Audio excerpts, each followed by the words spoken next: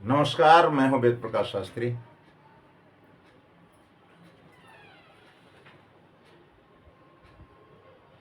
माता जी की पूजा का समय आ गया। जितने हमारे सनातन धर्मावलंबी भाई हैं वो सभी लोग बड़े जोर शोर से इसकी तैयारी में लगे हुए हैं और मातृशक्ति की वंदना हमारे जीवन को सौभाग्यशाली बनाती है, ये तो बिल्कुल निश्चित है। शास्त्रों में कहा गया है, यत्र नार्यस्तु पूजन्ते रमन्ते तत्र देवता। जहां कहीं मातृशक्ति का वंदन होता है, पूजन होता है, अर्चन होता है,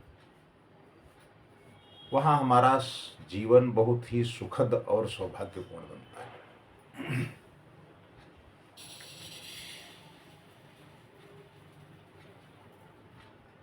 दुर्गा सप्तशती में आया है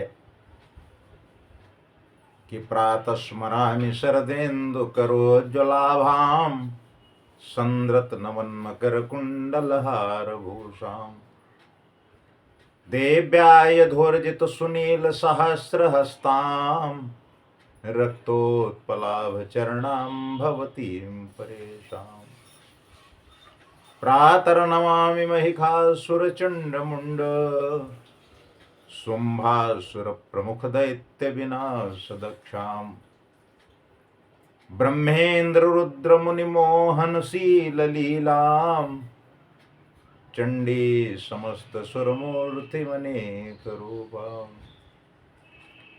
प्रातर्भजामि भजतामभिलाषदात्रीं धात्रीं समस्त जगतां दुरितापहंत्रीं संसार बंधन विमोचन हेतु भूता मायां परम समधिगम्य परस्य विष्णु। सभी को चैत्र नवरात्र की हार्दिक शुभकामनाएं, बधाई। और इसी के साथ हमारे नव वर्ष नव संवत्सर का भी शुभारंभ होता है। एक बार पुनः उसकी बधाई। यद्यपि कुछ ऐसी विसंगतियां समाज में आई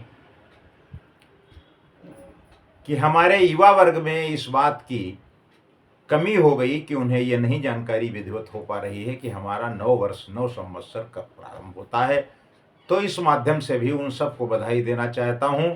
और व्यावसायिक शिक्षा आप ग्रहण करें, यह तो बहुत ही आवश्यक है, लेकिन धार्मिक जानकारी भी आपके पास उपलब्ध हो, यह उससे भी अधिक आवश्यक है।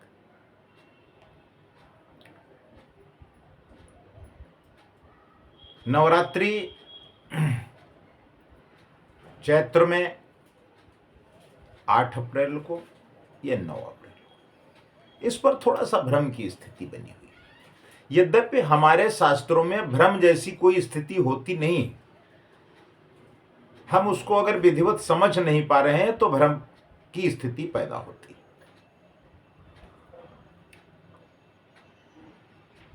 नवरात्र की तैयारियां लगभग पूर्ण हो चुकी हैं और इस साल माता घोड़े पर सवार होकर आ रही हैं भक्तों के बीच।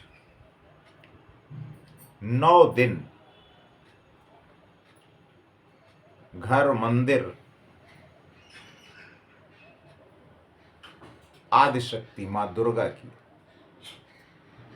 विधिवत अर्चन वंदन पूजन किया जाएगा। और वासंतिक नवरात्र हमारे जीवन के लिए, हमारे धर्म के लिए और हमारी संप्रदाय के लिए बहुत ही अद्वितीय पर्व है। विशेष करके पूजा जब हम प्रारंभ करते हैं तो हम कलश स्थापना करते हैं। कलश स्थापना तो प्रत्येक पूजन में होता है। जब हम आदिशक्ति मां अंबा जगदम्बा की पूजा करते हैं तो घट स्थापना का विशेष महत्व हो जाता है। शास्त्रों के अनुसार कलश स्थापना का शुभ मुहूर्त हमारे जानकारी में विधिवत होना चाहिए।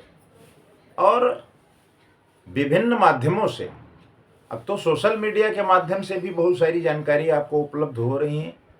हमारे तमाम साथी ज्योतिष के विद्वान आप लोगों को इसकी जानकारी उपलब्ध कराते हैं, लेकिन फिर भी आप उसको अपने पंचांग से देख करके और ये सुनिश्चित करें कि क्या जो मुहूर्त, जो तिथि, जो समय हमें बताया जा रहा है वो अनुकूल है या उसमें कुछ हमें बदलाव करने की आवश्यकता है। चैत्र महीने की शुक्ल पक्ष की प्रतिपदा तिथि 8 अप्रैल 2024 को रात 11:50 से आरंभ होकर 9 अप्रैल 2024 को रात 8:30 पर समाप्त होगी। वैदिक मान्यता और ज्योतिषीय गणना के आधार पर सभी धर्मावलंबियों की इस बात की अच्छी जानकारी है कि हम उदया तिथि का मान करके ही अपने व्रत पूजन का शुभारंभ करते हैं। तो इस प्रकार 9 अप्रैल से चैत्र नवरात्र का शुभारंभ होगा। चूंकि उसी दिन सूर्य भगवान का उदय उदया तिथि में हो रहा है और प्रतिपदा तिथि 9 अप्रैल को ही मानी जाएगी, उसी दिन उनका मान है, ऐसा हमारा वैदिक पंचांग बता रहा है। 9 अप्रैल 2024 से 17 अप्रैल 2024 तक चलेंगे नवरात्र। तो पहले दिन हम घट स्थापना करते हैं और उसके बाद विधिवत 9 दिन पूजन की तैयारी करते हैं। विभिन्न प्रदेशों में अपने अपने तरीके से लोग मनाते हैं, लेकिन सभी लोग आदिशक्ति मां अंबा की पूजा करते हैं।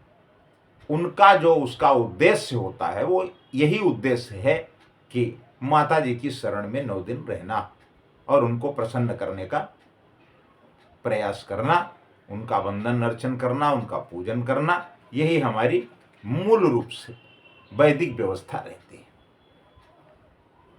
तो घट स्थापना का जो मुहूर्त है उस पर हम सबसे पहले विचार करते हैं।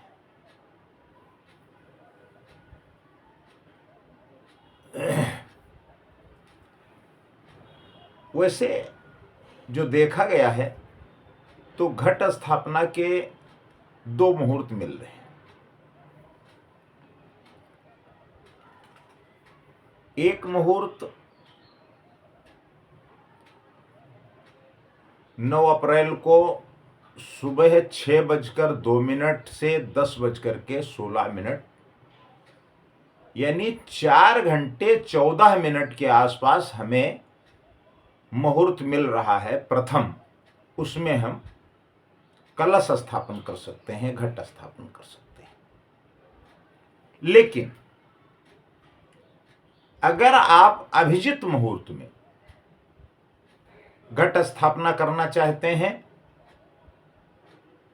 तो बिना किसी संकोच, बिना किसी संशय, बगैर किसी विवाद, बगैर किसी डिस्कस के आप 11:57 से 12:48 तक अभिजित मुहूर्त मिल रहा है, यानी 51 मिनट अभिजित मुहूर्त का प्रादुर्भाव है। आप चाहें तो अभिजित मुहूर्त में घट स्थापना करके उसका लाभ प्राप्त कर सकते हैं।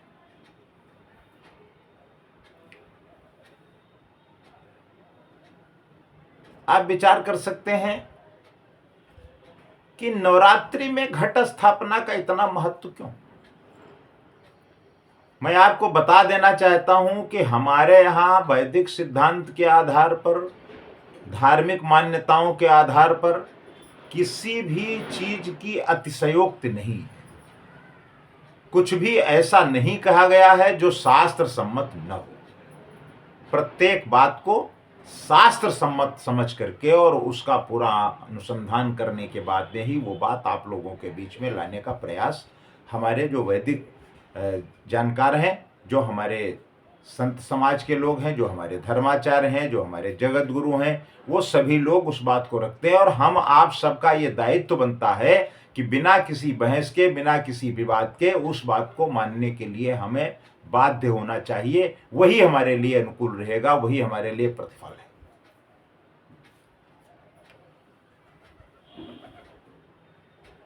नवरात्रि के दौरान महत्वपूर्ण अनुष्ठानों में तो एक ही है, और जो चैत्र का नवरात्र है उसमें हमें 9 दिन की पूजन का संयोग मिलता है, और जो शारदीय नवरात्र है उसमें अधिकांशतः 7 दिन का ही समय मिल पाता है। कुछ न कुछ तिथियों की हानि या इस तरीके का होता है, तो प्रतिपदा को घट स्थापना करने के बाद आदिशक्ति का आवाहन, और ये आप समझ लीजिए कि अगर आप मनमानी करने पर आमादा होंगे तो निश्चित रूप से आपको उसका दुष्परिणाम भी भुगतना पड़ेगा।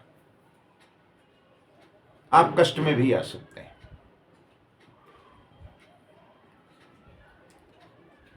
नवरात्रि के समय ब्रह्मांड में उपस्थित शक्तित्व का घट अर्थात कलश,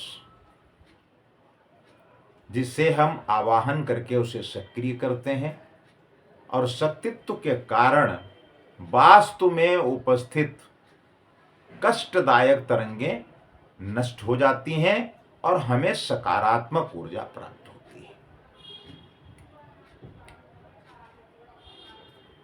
ऐसा हमारा वैदिक, धार्मिक और हमारे शास्त्रों का संदेश है।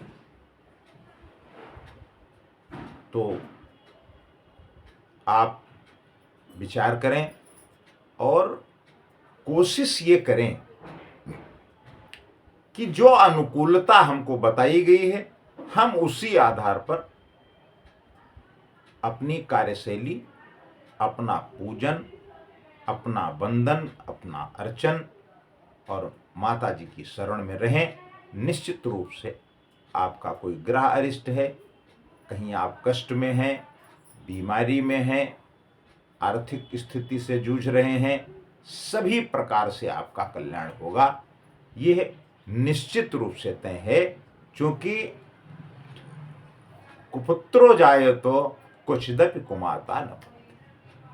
पुत्र तो कुपुत्र हो सकता है, लेकिन माता कभी कुमाता नहीं। इसी के साथ हम अपनी वाणी को विराम देंगे, और एक बार पुनः आप सबको, जितने हमारे दर्शक हैं, जितने हमारे साथ जुड़े हुए लोग हैं, सभी को नव वर्ष की हार्दिक शुभकामनाएं, और चैत्र नवरात्र में माँ का आपको आशीर्वाद मिले, ऐसी हम भी उनसे प्रार्थना करते हैं। बहुत बहुत धन्यवाद। नमस्कार।